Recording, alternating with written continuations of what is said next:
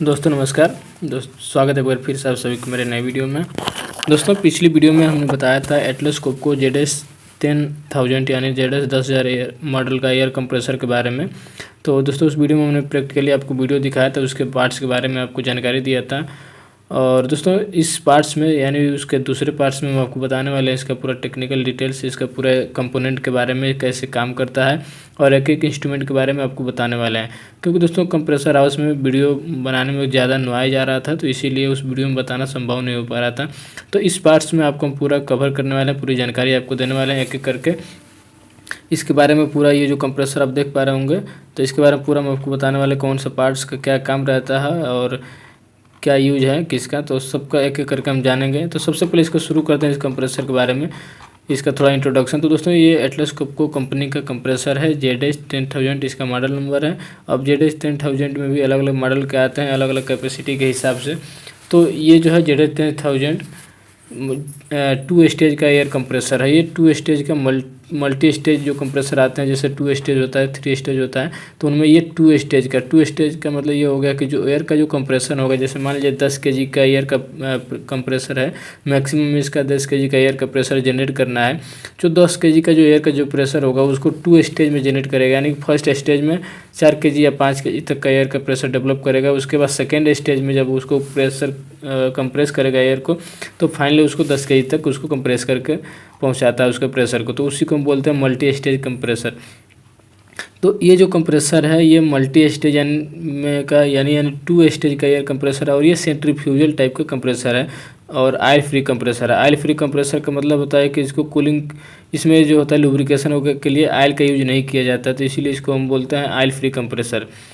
तो ये oil free compressor है और 2 स्टेज कंप्रेसर है, और ये सेंट्रीफ्यूजल टाइप का एयर कंप्रेसर है एटलस कोपको का। तो ये काफ़ी हैवी कंप्रेसर है, जैसा कि आपको सामने से देखने से पता चल रहा होगा। ये इसकी जो कैपेसिटी है दोस्तों 1000 मीटर क्यूब पर हावर एयर फ्लो की कैपेसिटी है, और इसका जो मोटर इसमें इंस्टॉल है उसकी जो कैपेसिटी है लगभग 790 किलोवाट का इसमें मोटर लगा हुआ है। तो काफ़ी हैवी ये कंप्रेसर है, और मोटर जो है वो ST मोटर इसमें यूज किया गया रहता है। और इसका जो मैक्सिमम जो वर्किंग प्रेशर है वो 10 kg का है। इसके अलावा भी इसका इससे भी हैवी रेटिंग का इसमें आता है इसी मॉडल का ZS10,000 का। तो ये वाला जो मॉडल है इसका 10 kg का इसका रेंज है, maximum working pressure range 10 kg है। तो ये इसका इंट्रोडक्शन हो गया। अब चलिए दोस्तों एक एक करके इसके कंपोनेंट के बारे में बात करेंगे और जानेंगे किस कंपोनेंट का क्या रोल है और कहाँ पे किसका यूज किया गया है। तो हम शुरू करेंगे इसका शुरू से एक एक करके आपको बताना शुरू करेंगे। तो सबसे पहले हम जानेंगे इसका ड्राइव सिस्टम के बारे में। ड्राइव का मतलब ये होगा कि इसमें मोटर, कपलिंग और मोटर से रिलेटेड जो इक्विपमेंट है उसके बारे में हम समझेंगे। तो देखिए मोटर के कंपोनेंट, ड्राइव का मतलब होता है मोटर जिससे हम चला रहे हैं। तो ये इसमें मोटर जो यूज किया गया है वो ST मोटर है। ST मोटर मतलब हाई टेंशन मोटर है, जो कि 790-780 के करीब का किलोवाट का मोटर लगा हुआ है। मोटर के नेम प्लेट पर लिखा रहता है कितने किलोवाट का मोटर इसमें लगा हुआ रहता है। तो ये मोटर हो गया। मोटर का प्रोटेक्शन के लिए यहाँ पे उसको वाइंडिंग टेम्परेचर और बेरिंग टेम्परेचर के लिए RTD लगे होते हैं, और वो RTD बॉक्स दिया गया रहता है मोटर का। उसका जो कवर है उसके ऊपर देखिए लगा हुआ है एक छोटा सा बॉक्स, और उसी के बगल में यहाँ पे गेज लगा रहता है टेम्परेचर इंडिकेट करने के लिए, टेम्परेचर कंट्रोलिंग के लिए गेज कम स्विच, इसमें साथ साथ में स्विच भी लगा रहता है। अगर ओवर टेम्परेचर रेंज से ज़्यादा रहता है, ये बेरिंग के लिए बेरिंग से रहता है, ड्राइव साइड और नॉन ड्राइव साइड का बेरिंग टेम्परेचर को मॉनिटरिंग करने के लिए यहाँ पे गेज लगा रहता है। और ये ऊपर में देखेंगे तो ये ABB लिखा हुआ है। तो ये इसमें अंदर मोटर जो यूज़ किया गया है वो ABB का मोटर है, और ऊपर में जो सिस्टम लगा हुआ है एक टैंक के जैसा, ये एयर को एग्जॉस्ट करने के लिए दिया गया रहता है, ताकि मोटर के आसपास का जो हीट है वो एग्जॉस्ट हो सके बाहर की तरफ, तो उसके लिए ये दिया गया रहता है। तो ड्राइव में आपका हाई स्पीड का ST मोटर हो गया, बहुत ज़्यादा RPM का इसमें ST मोटर लगा रहता है। उसके बाद कपलिंग लगा होता है। कपलिंग का मतलब ये होता है कि जो कंप्रेसर है, हमारा कंप्रेसिंग एलिमेंट है, उसको मोटर के साथ जिससे कनेक्ट करते हैं, वो बीच का जो पार्ट होता है ये यहाँ पे लगा रहता है, उसी को हम बोलते हैं कपलिंग, जो कि कपल करता है दोनों को। उसके बाद किसी कंप्रेसर में दोस्तों VFD भी लगे रहते हैं स्पीड कंट्रोल करने के लिए, मोटर की स्पीड घटाने बढ़ाने के लिए, ताकि जो एयर का जो प्रेशर है वो कम ज़्यादा कराने के लिए। तो ये ऑप्शनल होता है, VFD किसी कंप्रेसर में लगे रहते हैं और किसी में नहीं भी लगे रहते हैं। तो BFD ऑप्शनल होता है। इसके अलावा कूलिंग फैन लगा रहता है। ये मोटर आप देख सकते हैं, कंप्रेसर का पिछला इस पोर्शन जो होता है, यानी ये जो पार्ट्स देखेंगे, ये कंप्रेसर का पिछला पोर्शन है, इसी साइड में यहाँ पे एक कूलिंग फैन लगा होता है। वो कूलिंग फैन का काम रहता है कि मोटर के आसपास या जो है हीट रहता है, आसपास का हीट होता है, उसको बाहर फेंकने के लिए यहाँ पे कूलिंग फैन एक लगा रहता है। उसके बाद यहाँ पे एक ग्लैंड बॉक्स या फिर ग्लैंड प्लेट देख सकते हैं, जिसके थ्रू केबल जो होता है आया रहता है और मोटर में जाके कनेक्ट किया गया रहता है। और वाइब्रेशन सेंसर लगे रहते हैं मोटर के दोनों एंड में, यानी ड्राइव एंड और नॉन ड्राइव एंड। तो अब ड्राइव एंड का मतलब होता है कि जिधर साइड आपका मशीन कनेक्ट रहता है, यानी कंप्रेसर जिस एंड में कनेक्ट रहता है वो होता है ड्राइव एंड, यानी उसको मोटर ड्राइव एंड बोला जाता है। और जो दूसरा इसका एंड होता है उसको बोलते हैं मोटर नॉन ड्राइव एंड। तो दोनों साइड में इसका वाइब्रेशन को मॉनिटरिंग करने के लिए सेंसर लगाए गए रहते हैं, वाइब्रेशन सेंसर।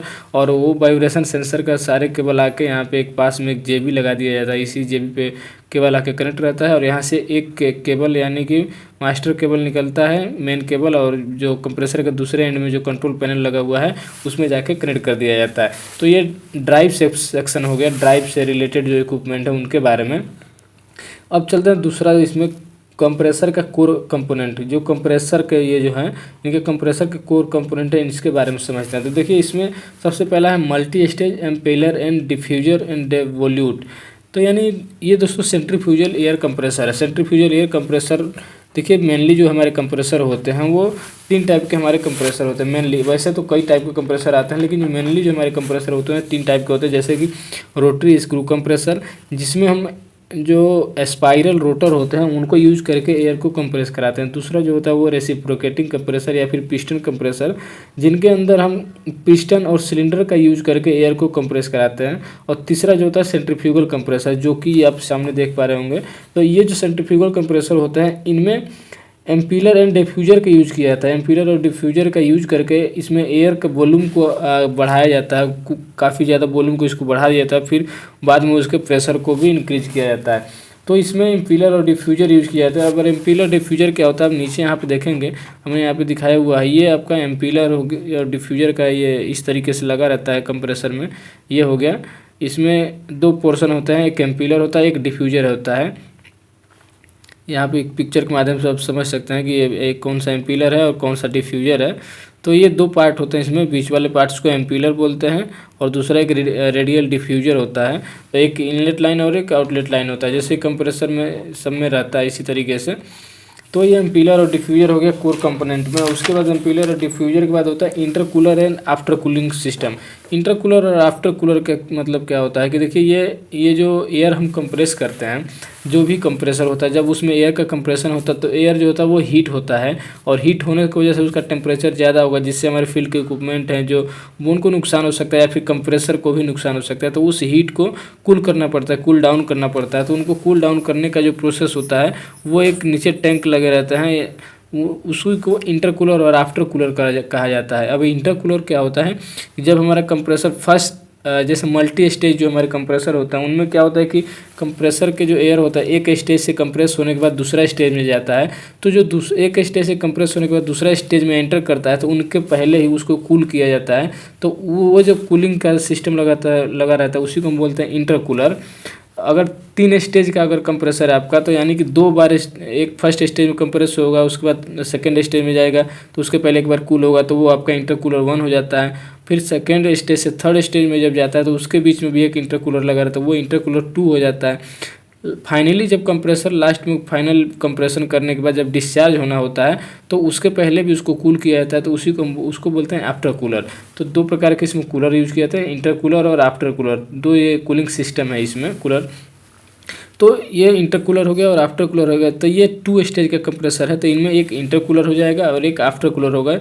जैसा कि आप यहाँ पे देखेंगे, इस पिक्चर से आप देख के समझेंगे, इसमें ये वाला इंटरकूलर रहता है, दूसरा वाला आफ्टर कूलर रहता है। जहाँ से एयर जब फाइनल डिस्चार्ज होने वाला रहता है तो उसमें से जो कनेक्ट रहता है वो आफ्टर कूलर होता है, क्योंकि यहाँ से आफ्टर कूलर यानी कि कूलिंग के बाद यहाँ पे एयर को फाइनल डिस्चार्ज हो जाना होता है। और इंटर कूलर यानी कि एयर सक्शन होने के बाद फर्स्ट स्टेज से कंप्रेस होने के बाद जिस कूलर में जाता है वो होता है इंटर कूलर।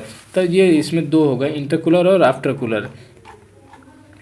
तो उसके बाद तीसरा होता है air inlet filter. Air inlet filter का मतलब कि दोस्तों पिछली वीडियो में भी हमने आपको दिखाया था कि ये जो आपका सक्शन लाइन है, एयर का इनलेट लाइन जो होता है कंप्रेसर, जहाँ से एयर को एटमॉस्फेयर से सक करना होता है, तो वहाँ पे एयर फिल्टर लगे होते हैं, 2 या फिर 3 फिल्टर लगे रहते हैं। वहाँ से एटमॉस्फेरिक एयर जो होता है वो फिल्टर होकर ताकि क्लीन एयर जो है कंप्रेसर में एंटर करे, ताकि डस्ट और धूल वगैरह इसमें ना जाए, तो उसके लिए एयर फिल्टर लगे रहते हैं। तो ये कोर कंपोनेंट हो गए हमारे कंप्रेसर कोर कंपोनेंट हो गए। इसके बाद कूलिंग सिस्टम है। कूलिंग सिस्टम के बारे में समझेंगे तो देखिए, कूलिंग सिस्टम जो होता है, अलग अलग टाइप के कूलिंग सिस्टम होता है। जैसे किसी किसी कंप्रेसर में ऑयल कूलिंग किया जाता है, किसी में एयर कूलिंग होता है, तो अलग अलग टाइप के, और वाटर कूलिंग भी होता है, तो अलग अलग मेथड इसमें यूज़ किया जाता है। तो इसमें देखिए जो कूलिंग मेथड यूज़ किया गया है वो वाटर कूलिंग है। वाटर कूलिंग का मतलब ये जो इंटर कूलर और आफ्टर कूलर है, जहाँ पे एयर को ठंडा किया जाता है, तो वो एयर ठंडा करने का जो मीडियम होता है वो वाटर होता है, वाटर के थ्रू ही इनको कूल किया जाता है। तो ये वाटर कूलिंग टाइप का एयर कंप्रेसर है, इसमें वाटर के थ्रू इसको कूल किया जा रहा है। तो यहाँ पे वाटर की कूलिंग के लिए देख सकते हैं जो पाइपिंग है इस फिगर में, तो ये वाटर की लाइनें रहती हैं। एक लाइन से आपका वाटर इनलेट होता है, यानी ठंडा पानी इसमें एंटर करता है, और एयर को ठंडा करते हुए, जब एयर को ठंडा करते हुए पानी वो रिटर्न बाहर आता है तो पानी गर्म हो जाता है, तो एयर को ठंडा करते करते तो दूसरा लाइन से डिस्चार्ज जो आउटलेट लाइन निकलता है वो उसमें गर्म पानी निकलता है। देखेंगे इसमें ये एक इनलेट लाइन रहता है, एक आउटलेट लाइन रहता है, और इंटरकूलर आफ्टर कूलर दोनों में कनेक्ट रहता है, और दोनों में इंटरकूलर में भी आफ्टर कूलर में एयर को कूल करते हुए फिर ये आउटलेट हो जाता है। तो ये वाटर कूल्ड एयर कंप्रेसर है, और ये वाटर का यूज जो होता है इंटरकूलर में होता है, आफ्टर कूलर में होता है। इसके अलावा जो कूलिंग वाटर कूलिंग जो होता है, इसका ऑयल कूलर में भी यूज किया जाता है, जो हीट एक्सचेंजर का भी काम करता है। तो यहाँ पे देखिए ऑयल कूलर लगा रहता है, इसमें भी ये वाटर जो होता है, वाटर का लाइन इसमें भी क्या रहता है, जो ऑयल जो होता है, ये लोग यहाँ पे जो कंप्रेसिंग एलिमेंट होते हैं उनके अंदर का जो हीट होता है, हीट को एक्सचेंज करने के लिए यानी बाहर निकालने के लिए ऑयल के यूज किया जाता है। ये ऑयल जो होता है वो सर्कुलेट होता रहता है पूरा कंप्रेसर का, जो कंप्रेसिंग एलिमेंट होते हैं, तो जैसे बियरिंग वगैरह हो गए, तो इनके अंदर का जो हीट होता है उसको भी बाहर निकालना होता है, तो उसके लिए इसमें ऑयल को सर्कुलेशन कराया जाता है। वो ऑयल जो होता है उसके अंदर का हीट को निकाल के बाहर आता है, फिर उस ऑयल को पानी के थ्रू यहाँ पे कूल डाउन कर दिया जाता है। तो इस तरीके से कंप्रेसर के अंदर का जो कंप्रेसिंग एलिमेंट जो होते हैं उनके अंदर का जो हीट होता है उसको बाहर निकालने के लिए, हीट को एक्सचेंज करने के लिए ऑयल का यूज किया जाता है। ऑयल के थ्रू उसके हीट को बाहर कर लिया जाता है, फिर उस ऑयल को भी ठंडा करना पड़ता है, जिसको हम वाटर के थ्रू इसको ऑयल कूलर में उसको ठंडा करते हैं। तो कूलिंग सिस्टम में हो गया एयर वाटर कूलर और एयर कूलर। तो वाटर कूलर और ऑयल कूलर। तो ऑयल कूलर का मतलब हो गया ऑयल के थ्रू हम जो कंप्रेसर के एलिमेंट है, मेन कोर कंप्रेसिंग एलिमेंट है, बेरिंग हो गया, इसमें कपलिंग वगैरह होगा, तो इनकी जो कूलिंग करते हैं वो ऑयल के थ्रू करते हैं। बाकी एयर का जो कूलिंग हो रहा है, एयर का और जो ऑयल है, ऑयल का, इनका कूलिंग जो होता है वो वाटर के थ्रू होता है। तो ये कूलिंग हो गया। तो यहाँ पे देखिए ऑयल के थ्रू जो कंप्रेसर का जो कूलिंग किया जाता है, तो ये ऑयल को सर्कुलेट कराने के लिए नीचे एक ऑयल पंप लगा रहता है। ये ऑयल पंप जो होता है ये ऑयल रिजर्वायर या फिर ऑयल स्टोरेज टैंक लगा रहता है। जस्ट ये मोटर का जो निचला पोर्शन होता है इसके नीचे एक टैंक बना रहता है। जैसे यहाँ पे देखेंगे तो ये टैंक है, और ये टैंक में पूरा ऑयल फिल किया गया रहता है, तो इसी को बोलते हैं ऑयल रिजर्वायर या फिर ऑयल स्टोरेज टैंक। और इसी ऑयल स्टोरेज टैंक में से ऑयल जो होता है वो इस पंप के थ्रू, यहाँ पे देखिए ये पंप लगा रहता है, इसके पंप के थ्रू पूरा सर्कुलेट कराया जाता है, और इस पंप के जस्ट ऊपर ही ऑयल कूलर लगा रहता है। और ये जो ऑयल रिजर्वायर होते हैं दोस्तों, तो ये ऑयल रिजर्वायर का टेम्परेचर मेंटेन करना बहुत ज़रूरी होता है। तो इसके लिए यहाँ पे इसमें एक टेम्परेचर सेंसर भी लगा रहता है, साइड से इसी साइड लगा रहता है। यहाँ पे साइड में जो कंट्रोल पैनल होता है जस्ट उसी के नीचे यहाँ पे देखेंगे तो एक टेम्परेचर सेंसर यानी RTD लगाया गया रहता है, और एक ऑयल हीटर रहता है, ताकि अगर आपका ऑयल जो होता है एक मिनिमम टेम्परेचर जो रिक्वायर्ड होता है अगर उससे ठंडा हो जाता है तो उसको हीट करने के लिए ऑयल हीटर भी इसमें लगाया गया रहता है। इसके अलावा दोस्तों यहाँ पे आप एक छोटा सा ड्रम टाइप का आप देख रहे होंगे, एक यहाँ पे कंपोनेंट लगा रहता है, तो काफ़ी लोगों को कन्फ्यूजन रहता है कि यहाँ पे इसका क्या काम होता है। तो दोस्तों इसका नाम होता है ऑयल डेमिस्टर। ऑयल डेमिस्टर इसका नाम होता है। इसका रोल यहाँ पे ये रहता है कि दोस्तों कि जब हम ऑयल यूज करते हैं, सर्कुलेट कराते हैं इस कंप्रेसर को कूल डाउन करने के लिए, यानी कंप्रेसिंग एलिमेंट जो होते हैं कंप्रेसर का, इम्पेलर, डिफ्यूजर, बेयरिंग होते हैं, गियर बॉक्स होते हैं, तो इनके जब हम इसमें कूलिंग कराते हैं तो ऑयल एक एंटर होता है, और इनको कूल करते हुए जब गर्म ऑयल बाहर आता है तो ऑयल में क्या होता है कि धुआं गर्म होने की वजह से उसमें ऑयल फ्यूम जनरेट हो जाते हैं, या फिर ऑयल में ऑयल का धुआं बन जाता है। तो वो धुआं हम उस धुएं को ही कंट्रोल करने के लिए या फिर उसको कंडेंस करने के लिए यहाँ पे ऑयल डेमिस्टर का यूज किया जाता है। ये ऑयल फ्यूम को क्या करता है, सक करता है, यानी ऊपर की ओर खींचता है, और खींच के उसको फिर कंडेंस करता है, और कंडेंस करके फिर से उसको ऑयल के रूप में नीचे यहाँ पे सेपरेट करा के ऑयल स्टोरेज टैंक में भेज देता है। तो इसमें ऊपर एक फैन भी लगा रहता है। तो ये हो गया ऑयल डेमिस्टर। इसका मेन रोल ये है कि गर्म जो हॉट ऑयल जो यहाँ से निकलता है कंप्रेसर से, जो डिस्चार्ज होता है सर्कुलेट होने के बाद, तो उसके जो ऑयल फ्यूम हो गए, यानी कि ऑयल का जो धुआं होता है उसको कंडेंस करा के फिर से उसको ऑयल में कन्वर्ट करके टैंक में भेजना, ये इसका नाम है ऑयल डेमिस्टर। तो ये ऑयल डेमिस्टर हो गया। और यहाँ पे एक देखेंगे तो ऑयल वाली जो लाइन होती है, तो ऑयल की लाइन में एक ऑयल फिल्टर लगा रहता है। जैसे कंप्रेसर में एंट्री करने से पहले ऑयल को फिल्टर किया जाता है, तो इसके लिए यहाँ पे किसी किसी में 2 फिल्टर और किसी किसी में एक ही फिल्टर लगा रहता है। तो ये ऑयल फिल्टर होता है। ऑयल फिल्टर होने के बाद ही फिर कंप्रेसर में एंटर करता है। और यहीं पर एक टेम्परेचर सेंसर भी लगाया गया रहता है, जो कि यहाँ पे जो ऑयल जाता है, कूलिंग ऑयल एंटर होता है, उसका टेम्परेचर मॉनिटरिंग करने के लिए यहाँ पे भी एक आरटीडी लगा हुआ रहता है। और एक ऑयल कूलर जो रहता है, यहाँ पे ब्लैक कलर का जो टैंक है, उस टैंक में भी एक आरटीडी लगाया गया रहता है। तो यहाँ पे भी इसका ऑयल का टेम्परेचर मेजरमेंट करने के लिए फिर यहाँ पे कूलर ऑयल फिल्टर के पास भी एक रहता है, और एक ऑयल स्टोरेज टैंक जो है उसमें भी ऑयल का टेम्परेचर मेजरमेंट करने के लिए एक आरटीडी लगाया गया रहता है। तो 3 जगह पे केवल ऑयल का टेम्परेचर मेजरमेंट करने के लिए आरटीडी का ही यूज किया गया है। तो ये कूलिंग सिस्टम हो गया। कूलिंग सिस्टम के बाद हम समझते हैं इसकी पाइपिंग, यानी पाइपिंग सिस्टम। तो दोस्तों इसमें जो पाइपिंग सिस्टम का मतलब हो गया कि एयर लाइन की पाइपिंग, वाटर लाइन की पाइपिंग और ऑयल लाइन की पाइपिंग। तो हम पाइपिंग को समझते हैं। देखिए यहाँ पे पाइपिंग को समझेंगे तो 3 प्रकार की पाइपिंग है। एक तो एयर की पाइपिंग, दूसरा है वाटर कूलिंग वाटर लाइन की जो है पाइपिंग, और तीसरा जो है ऑयल की पाइपिंग। तो ऑयल का जो पाइपिंग होता है दोस्तों, वो जो ऑयल पंप होता है वहाँ से स्टार्ट होता है। वो ऑयल स्टोरेज टैंक से ऑयल को सक करता है। सक करने के बाद उसको पूरे ऑयल को, ये पूरा कंप्रेसिंग एलिमेंट जो है यहाँ से सब में सर्कुलेट कराता है। ये जो पतली वाली जो आप पाइप देख सकते हैं, ये ऑयल की पाइप रहती है। ये नॉर्मल जो ऑयल होता है, नॉर्मल टेम्परेचर का ऑयल, वो इंटर करता है पूरे कंप्रेसर से। कंप्रेसिंग एलिमेंट के जो कपलिंग या गियर्स होते हैं, बेयरिंग्स होते हैं, तो उनको कूल्स करते हुए वो फिर से डिस्चार्ज हो जाता है।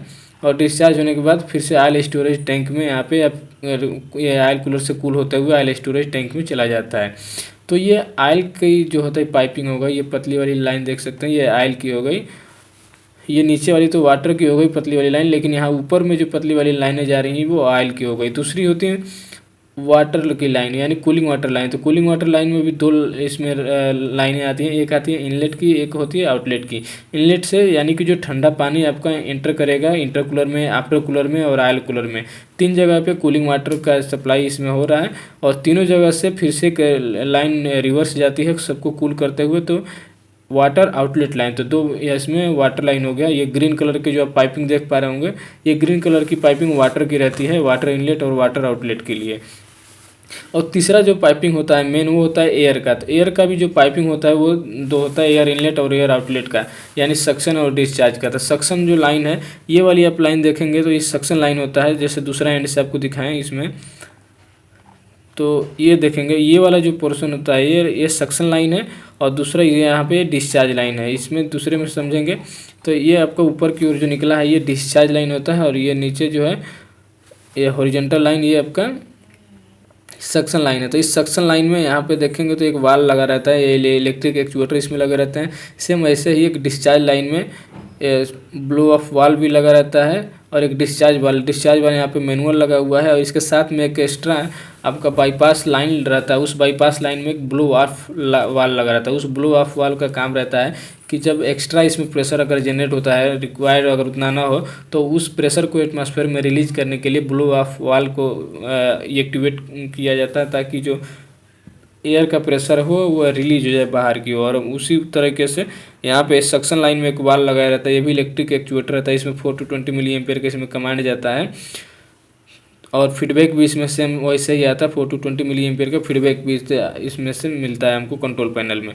तो ये रेगुलेटिंग टाइप का रहता है, आप अपने प्रेशर के अकॉर्डिंग, रिक्वायर्ड प्रेशर के अकॉर्डिंग इसको एक रेगुलेट भी करता रहता है। अगर प्रेशर हमको कम ज़्यादा चाहिए होता है तो उसके अकॉर्डिंग सक्शन वाल्व जो होता है उनको ये रेगुलेट कराता है, सक्शन लाइन को ओपन क्लोज कम और ज़्यादा करते रहता है।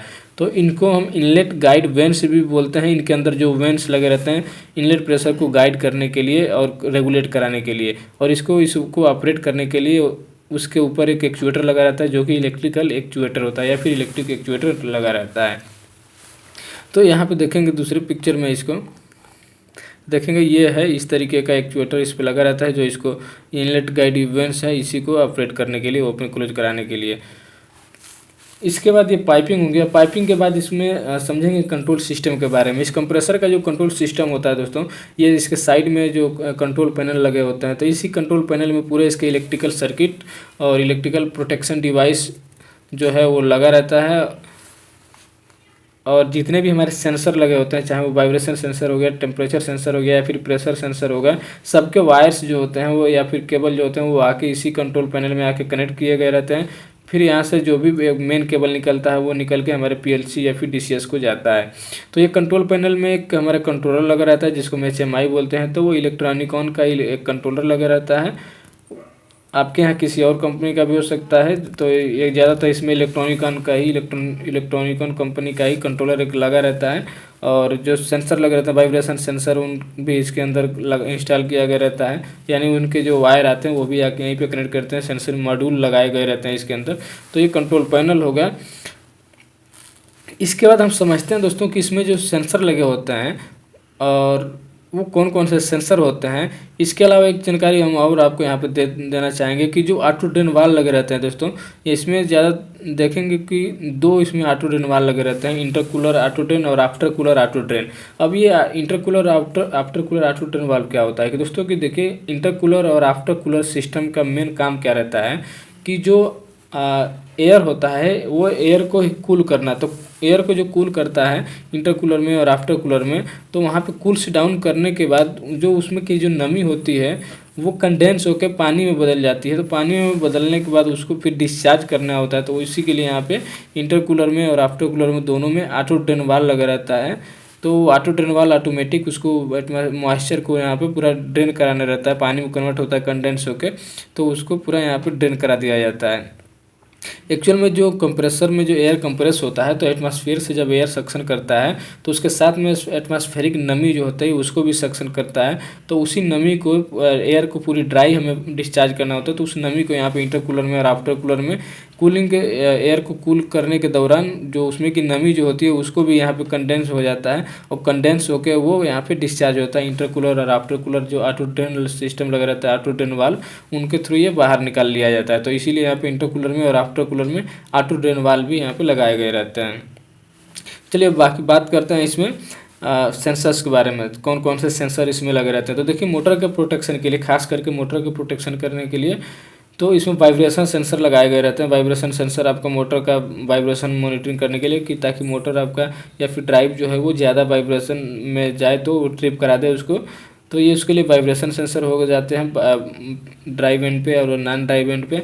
इसके अलावा मोटर का जो और प्रोटेक्शन होता है उसका टेम्परेचर, यानी मोटर का वाइंडिंग और बियरिंग टेम्परेचर मॉनिटरिंग करने के लिए वो पहले से मोटर के साथ में ही रहता है, वो अलग से तो लगाना नहीं रहता। लेकिन इसके अलावा अलग से जो सेंसर लगाए गए रहते हैं वो होते हैं टेम्परेचर सेंसर। तो देखिए, मोटर वाइंडिंग और बियरिंग टेम्परेचर के अलावा एलिमेंट 1 का जो डिस्चार्ज एयर टेम्परेचर होता है, एलिमेंट 1 का मतलब ये हो गया कि जैसे 2 स्टेज ये कंप्रेसर है तो इसमें 2 एलिमेंट होंगे, एलिमेंट 1 और एलिमेंट 2।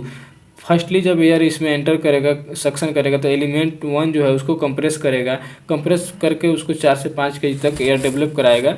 तो ये एलिमेंट 1 हो गया। और यहाँ से जब एयर कंप्रेस होगा तो इंटरकूलर में एंटर करेगा, इंटरकूलर में ठंडा होने के बाद फिर से जाएगा एलिमेंट 2 में। एलिमेंट 2 में वहाँ पे फिर से एयर का कंप्रेशन होगा, वहाँ फिर एम्पीलर और डिफ्यूजर लगे रहते हैं, उसको फिर से कंप्रेस करके और मैक्सिमम इसका जो प्रेशर है उसमें डेवलप करेगा। उसके बाद चला जाता है आफ्टर कूलर में, और आफ्टर कूलर में फिर से कूल डाउन होकर फाइनली डिस्चार्ज लाइन से थ्रू सर्विस को चला जाता है, जो एयर स्टोरेज टैंक लगे रहते हैं, या फिर फर्दर इसमें अगर एयर ड्रायर लगा रहता है तो ड्रायर में चला जाता है ड्राई होने के लिए। तो ये इसका हो गया। तो इसमें जो सेंसर लगे होंगे, पहला तो आपका एलिमेंट 1 का डिस्चार्ज, जैसे ये एलिमेंट 1 है, ये एलिमेंट 1 का डिस्चार्ज होगा तो उसका टेम्परेचर मॉनिटर करने के लिए एक आरटीडी लगा दिया जाता है। फिर एलिमेंट 2 का डिस्चार्ज, ये एलिमेंट 2 से जो एयर निकलेगा उसका डिस्चार्ज में एक टेम्परेचर सेंसर लगाया गया रहता है। उसके बाद आयल टेम्परेचर के लिए रहता है, तो आयल टेम्परेचर में 3 जगह, जैसे हमने बताया कि यहाँ पे देखिए ये आयल जब एंटर कर रहा है कंप्रेसर में तो जस्ट उसके पहले एक आयल सेंसर यहाँ पे लगाया गया रहता है, टेम्परेचर सेंसर। और एक आयल कूलर है, उसमें भी एक आरटीडी लगाया गया रहता है, आयल सेंसर। और तीसरा आयल टेम्परेचर सेंसर, और तीसरा जो होता है वो आयल रिजर्वायर या फिर आयल स्टोरेज टैंक में सेंसर आयल का टेम्परेचर मॉनिटरिंग करने के लिए आयल टेम्परेचर सेंसर लगाया गया रहता है। तो 3 टाइप के आयल में ये हो गए। उसके बाद कूलिंग वाटर का जो कूलिंग वाटर जो सिस्टम होता है, जैसे ग्रीन वाली जो पाइप होती है इनलेट और आउटलेट, तो जो कूलिंग वाटर का आउटलेट लाइन होता है, तो आउटलेट लाइन में टेम्परेचर मॉनिटरिंग करने के लिए कि पानी जो है वो कितना गर्म होकर निकल रहा है, तो उसको मॉनिटरिंग करने के लिए भी उसमें एक टेम्परेचर सेंसर लगाया गया रहता है। तो ये हो गए टेम्परेचर सेंसर। उसके अलावा प्रेशर सेंसर होता है, तो प्रेशर सेंसर जो इसमें होता है, सबसे पहले तो air inlet pressure. Air inlet pressure का मतलब जैसे एयर इनलेट जो हो रहा है, तो इनलेट यानी सक्शन लाइन में कितना प्रेशर, सक्शन कितना हो रहा है वैक्यूम, तो उसके लिए एक उसमें प्रेशर सेंसर लगाया गया रहता है।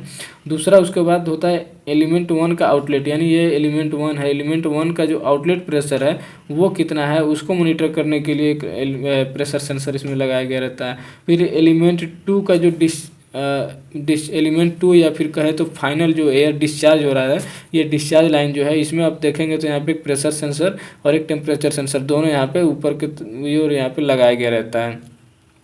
और उसके बाद आयल प्रेशर, आयल का भी प्रेशर मेजरमेंट करने के लिए आयल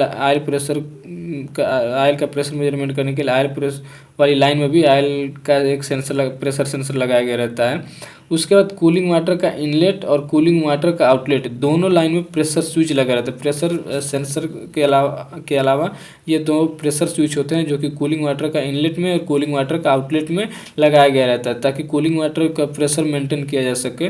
कि मान लीजिए आपका 4 kg का अगर, या फिर 2 kg का, या फिर 3 kg का, जितना भी रिक्वायर्ड प्रेशर है, अगर उतना प्रेशर आएगा तो प्रेशर स्विच आपका हेल्दी दिखाएगा। जो भी आपका कंडीशन हो उसके अकॉर्डिंग आपको प्रेशर स्विच आप एयर वाटर इनलेट और वाटर आउटलेट लाइन में दोनों में लगाया गया रहता है। तो ये आपका प्रेशर सेंसर हो गया। उसके अलावा वाइब्रेशन सेंसर हमने पहले ही बता दिया। तो इसके अलावा दोस्तों यहाँ पे नीचे आप देख पाएंगे अलग अलग मॉडल हैं। ये ZS10000 कंप्रेसर के मॉडल, ये जैसे 3 स्टेज कंप्रेसर का मॉडल है। इसमें 3 स्टेज में एयर का कंप्रेशन होता है, हाई कैपेसिटी का होता है। ये भी 3 स्टेज वाले कंप्रेसर का ही ये आपका पिक्चर है। और ये 2 स्टेज वाले कंप्रेसर का, जिसके बारे में अभी हमने बताया, उसका ये है। तो इसमें कुल मिला जुला के इसमें सर्किट की बात करें तो दोस्तों 3 टाइप के इसमें सर्किट होते हैं इस कंप्रेसर में टोटल। एक होता है एयर सर्किट, दूसरा होता है आयल सर्किट, और तीसरा होता है वाटर सर्किट। एयर सर्किट का मतलब ये हो गया, एयर सर्किट और आयल सर्किट और वाटर सर्किट, इस तीनों को समझने के लिए आपको हम नीचे ले चलेंगे और यहाँ पे समझेंगे तीनों सर्किट को।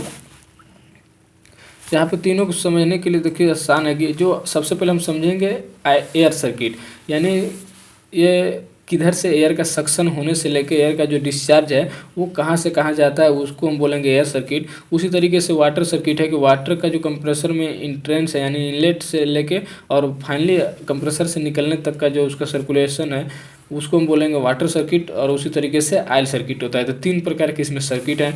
तो एयर सर्किट हम समझेंगे। तो देखिए यहाँ पे एयर सर्किट, ये जो मोटी वाली जो आप लाइन देख पा रहे होंगे, ये आपका एयर का सर्किट है। तो ये एयर का सर्किट है। यहाँ पे आप शुरुआत है ऊपर में और नीचे यहाँ पे मेंटेन किया है कि कौन सा क्या है। तो ये एयर इनलेट है, ए नंबर जो है, यहाँ पे सक्शन फिल्टर लगे रहते हैं। ए से यहाँ पे सक्शन फिल्टर से एयर होते हुए, और एयर इनलेट लाइन है, इसमें एक्सपेंशन बेलो होते हैं जो कि पाइप को मेंटेन करने के लिए। तो यहाँ उसके बाद यहाँ पे इनलेट गाइड वेंस लगे रहते हैं, जिसको हम सक्शन वाल्व भी बोलते हैं। तो ये इनलेट गाइड वेंस हो गया। और यहाँ से कंप्रेसर का जो है कंप्रेसिंग एलिमेंट 1 है, ये 3 स्टेज वाले कंप्रेसर को इसमें दिखाया गया है। तो ये कंप्रेसिंग एलिमेंट 1 है, यहाँ से एयर एंटर करेगा और कंप्रेस होने के बाद यहाँ से देखिए बी की तरफ से जाएगा और उसके बाद ये इंटरकूलर में जाएगा। ये इंटरकूलर 1 है और इंटरकूलर 1 में कंप्रेस होगा। कंप्रेस होने के बाद फिर यहाँ से निकलेगा और निकलने के बाद फिर चला जाएगा एलिमेंट 2 में, यानी कंप्रेसिंग एलिमेंट 2 में चला जाएगा और फिर कंप्रेसिंग एलिमेंट 2 से कंप्रेस होकर निकलेगा, तो फिर से इधर से निकलेगा नीचे की तरफ से और आगे फिर से चला जाएगा इंटरकूलर 2। या जैसे अगर 3 स्टेज का कंप्रेसर है तो उसमें 2 इंटरकूलर लगे रहते हैं, तो ये दूसरा आपका इंटरकूलर 2 में जाएगा और फिर यहाँ से कूल डाउन होने के बाद यहाँ से जब डिस्चार्ज होता है तो चला जाता है कंप्रेसिंग एलिमेंट 3, यानी कि लास्ट स्टेज में कंप्रेस होने। तो यहाँ पे कंप्रेस होगा, फिर कंप्रेस होकर यहाँ से फाइनल डिस्चार्ज होगा और उसके बाद चला जाता है यहाँ पे आफ्टर कूलर में। ये 9 नंबर आप देख पाएंगे, ये आफ्टर कूलर है। आफ्टर कूलर में यहाँ पे कूल डाउन होने के बाद फाइनली जो है यहाँ से ये डिस्चार्ज की ओर चला जाता है, यहाँ पे डिस्चार्ज लाइन में चला जाता है और इसी में एक लाइन कनेक्ट होता है। ये 11 और 12 आप देख पा रहे होंगे, तो यहाँ पे देखिए 11 12 है ब्लो ऑफ वाल और साइलेंसर। यहाँ पे ब्लो ऑफ वाल एक लगाया गया रहता है, जैसे कि हमने बताया था कि जब एयर का प्रेशर जो होता है ज़्यादा हो जाता है और हमें उसको कम करना हो अचानक से, तो इसलिए ब्लो ऑफ वाल जो होता है वहाँ पे ओपन हो जाता है और एयर जो होता है यहाँ पे साइलेंटली बाहर निकल जाता है एटमॉस्फेयर में। तो ये इसका आपका एयर का हो गया सर्किट की एयर किधर से एंट्री कर रहा है और कहाँ से बाहर निकल जा रहा है। तो देखेंगे कि यहाँ पे एयर जो इंटरकूलर आफ्टर कूलर है, ये आपका कूलर हो गया इंटरकूलर 1, ये इंटरकूलर 2 और ये आफ्टर कूलर। अगर आपका 2 स्टेज का रहता तो ये एक इंटरकूलर आपका दूसरा वाला यहाँ पे नहीं रहता, एक इंटरकूलर फर्स्ट रहता है, उसके बाद सीधे आपका आफ्टर कूलर रहता है। और एक कंप्रेसिंग एलिमेंट इसमें 3 दिखा रहा है, तो इसमें 2 ही रहता है अगर 2 स्टेज वाला रहता है तो। उसके बाद जो एयर सर्किट के बाद हमको समझना है इसमें वाटर सर्किट। तो वाटर सर्किट देखिए कहाँ से शुरू हो रहा है।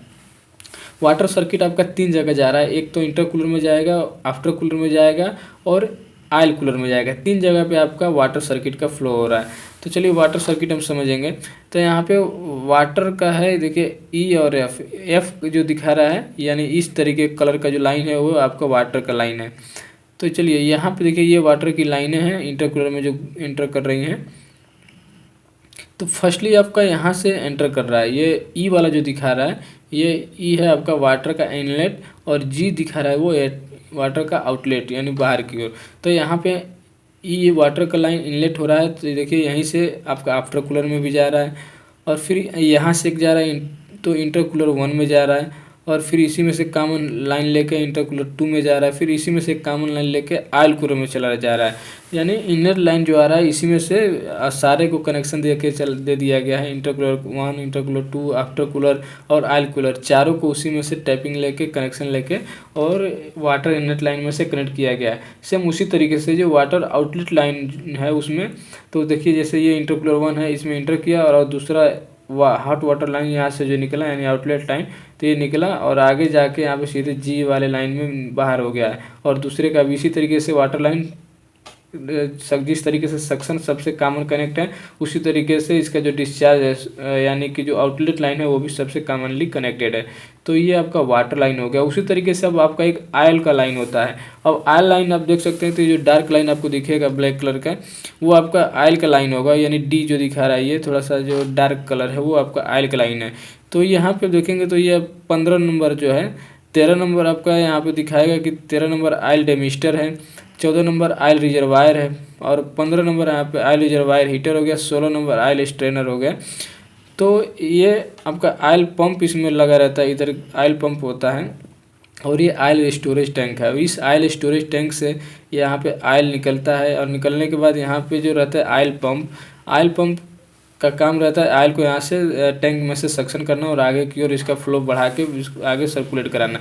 तो आयल पंप यहाँ से सक्शन करेगा आयल को और आयल को पूरा आगे ले जाएगा, फिल्टर करेगा। ये आयल फिल्टर लगा रहता है, फिल्टर में से फिल्टर होते हुए आयल जो एंट्री करता है कंप्रेसर के एलिमेंट में। देखिए यहाँ से ये एंटर करेगा और एंटर करने के बाद कंप्रेसर का पूरा जो रोटरी पार्ट्स है सबको यहाँ पे सबको कूल्स करते हुए यहाँ पे पूरा डार्क दिखा रहा था, सबको कूल डाउन करेगा। इनके अंदर का जो हीट होगा उनको हीट को अपने साथ लेके ये बाहर निकल जाता है और बाहर निकलने के बाद फिर से देखिए आ जाता है इसी टैंक में। तो इस तरीके से तीनों सर्किट जो है हमारा काम करता है। और इनके ये जो आयल वाली लाइन होती है इस आयल वाले लाइन में एक लगा रहता है थर्मोस्टेटिक बाईपास वाल्व। इस थर्मोस्टेटिक बाईपास वाल्व यानी 21 नंबर आप देख पा रहे होंगे ये लगा हुआ है 21 नंबर। ये थर्मोस्टेटिक बाईपास वाल्व का काम ये रहता है कि जैसे मान लीजिए कि आपका आयल जो इसमें जा रहा है इसको कूल करने के लिए कंप्रेसर को, तो आयल का टेम्परेचर मेंटेन करना होता है कि कितने टेम्परेचर का आयल हमको इसमें भेजना है। इनकेस अगर आपका आयल का टेम्परेचर इसमें जो जा रहा है उसका अगर टेम्परेचर ज़्यादा हो गया तो इसमें ठंडा आयल, ये जो थर्मोस्टेटिक वाल्व जो होता है वो ऑटोमेटिकली इसमें सेट पॉइंट सेट रहता है। अगर इसमें ठंडा आयल की ज़रूरत होगा तो ये ठंडे वाले लाइन को सिलेक्ट कर लेगा, अगर गर्म आयल की ज़रूरत होगा तो गर्म आयल को सिलेक्ट कर लेगा। जैसे कि देखेंगे ये जो यहाँ से टैंक से जो जा रहा है, टैंक से जाने के बाद एक लाइन इसी में से जा रहा है तो हीट कूलर में कनेक्ट हो गया है, और एक लाइन डायरेक्टली आपको थर्मोस्टेटिक वाल्व पे चला गया है। तो अगर आपको हॉट आयल देना है, हॉट आयल देना होगा तो ये डायरेक्टली ये वाली लाइन से कनेक्ट कर देगा, यानी आयल स्टोरेज टैंक से जा रहा है उसको कनेक्ट कर देगा आगे की तरफ। अगर इसको ठंडा करने के लिए आयल को थोड़ा सा कूल करना होगा, ठंडा आयल आगे भेजना होगा, तो जो कूलर से होते हुए आयल का लाइन निकल रहा है उसको इसमें कनेक्ट कर देगा। यानी ये एक यहाँ पे एक वाल दिया गया रहता है, और ये वाल जो होता है जस्ट पंप जो ऑयल पंप होता है उसी के पास में लगा रहता है। तो इसका काम रहता है ऑयल का जो टेम्परेचर मेंटेन करना। तो ये थर्मोस्टेटिक वाल्व हो गया। तो ये उसका पूरा जानकारी दिया दोस्तों हमने इस वीडियो में एटलस कोपको ZS-10,000 यानी ZS-10,000 मॉडल का एयर कंप्रेसर के बारे में। इसके अलावा कोई अगर आपका और इसमें जानकारी हो, कुछ आप पूछना चाहते हैं तो हमें आप कमेंट करके पूछ सकते हैं। और दोस्तों अगर वीडियो आपको अच्छा लगा तो वीडियो को जरूर लाइक कीजिएगा। अगर मेरे चैनल पर आप नए आए हैं तो प्लीज़ चैनल को जरूर सब्सक्राइब करें। तो चलिए दोस्तों मिलेंगे किसी और वीडियो में किसी और टॉपिक के साथ।